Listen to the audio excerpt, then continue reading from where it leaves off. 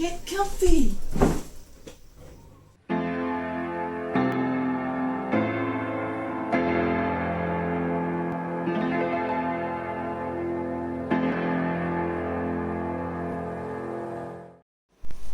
The Man from Snowy River.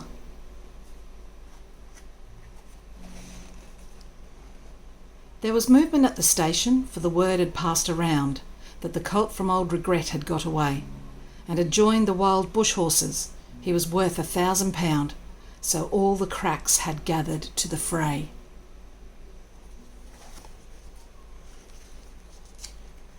All the tried and noted riders from the stations near and far had mustered at the homestead overnight, for the bushmen love hard riding where the wild bush horses are, and the stock horse snuffs the battle with delight.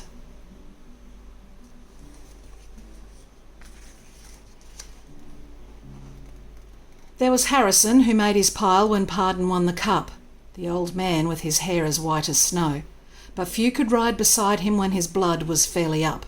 He could go wherever horse and man could go. And Clancy of the Overflow came down to lend a hand. No better horseman ever held the reins, for never horse could throw him while the saddle girths would stand. He learnt to ride while droving on the plains.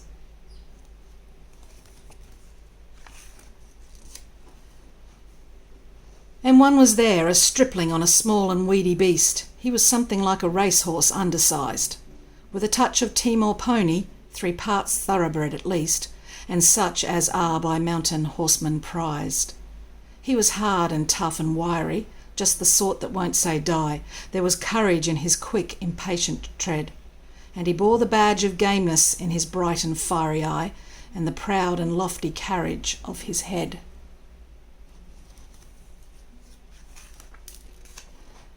But still so slight and weedy, one would doubt his power to stay, and the old man said, "That horse will never do. For a long and tiring gallop, lad, you'd better stop away. Those hills are far too rough for such as you." So he waited, sad and wistful. Only Clancy stood his friend. "I think we ought to let him come," he said. "I warrant he'll be with us when he's wanted at the end, for both his horse and he are mountain bred."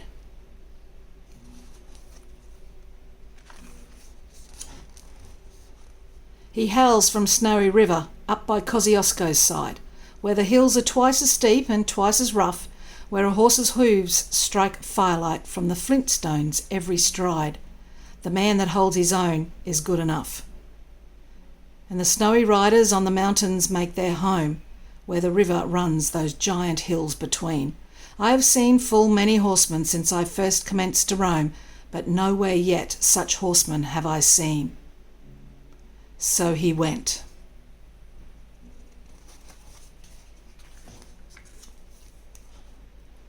They found the horses by the big mimosa clump. They raced away towards the mountain's brow, and the old man gave his orders. "Boys, go at them from the jump. No use to try for fancy riding now. And Clancy, you must wheel them. Try and wheel them to the right. Ride boldly, lad, and never fear the spills, for never yet was rider that could keep the mob in sight if once they gain the shelter of those hills."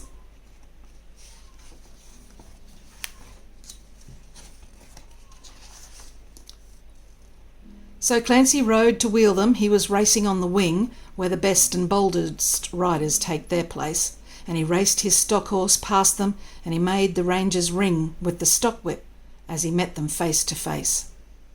Then they halted for a moment while he swung the dreaded lash, but they saw their well-loved mountain full in view, and they charged beneath the stock whip with a sharp and sudden dash, and off into the mountain scrub they flew.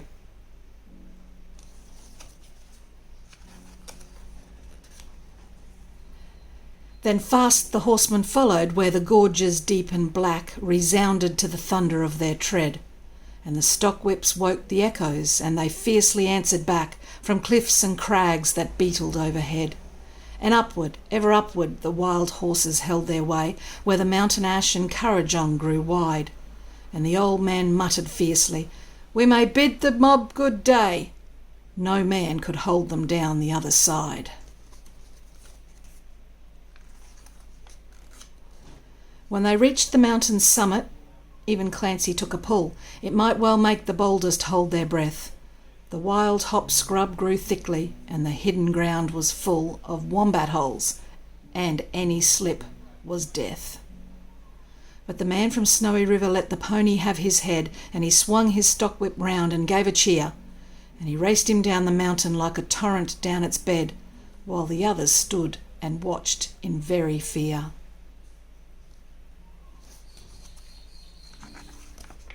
He sent the flint stones flying, but the pony kept his head. He cleared the fallen timber in his stride, and the man from Snowy River never shifted in his seat. It was grand to see that mountain horseman ride. Through the stringy barks and saplings on the rough and broken ground, down the hillside at a racing pace he went, and he never drew the bridle till he landed safe and sound at the bottom of that terrible descent.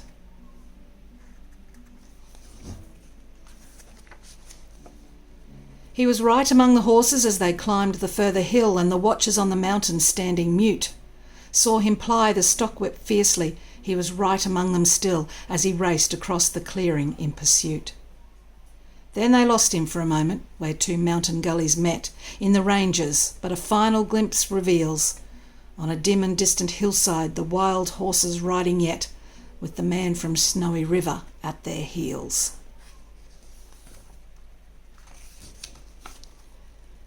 And he ran them single-handed till their sides were white with foam. He followed like a bloodhound on their track, till they halted, cowed and beaten. Then he turned their heads for home, and alone and unassisted brought them back.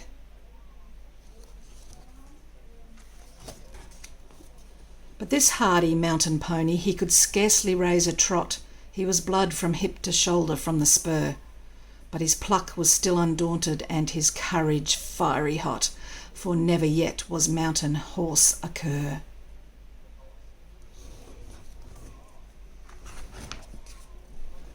And down by Kosciuszko, where the pine-clad ridges raise their torn and rugged battlements on high, where the air is clear as crystal, and the white stars fairly blaze at midnight in the cold and frosty sky, and where around the overflow the reed beds sweep and sway to the breezes, and the rolling plains are wide, the man from Snowy River is a household word today, and the stockmen tell the story of his ride.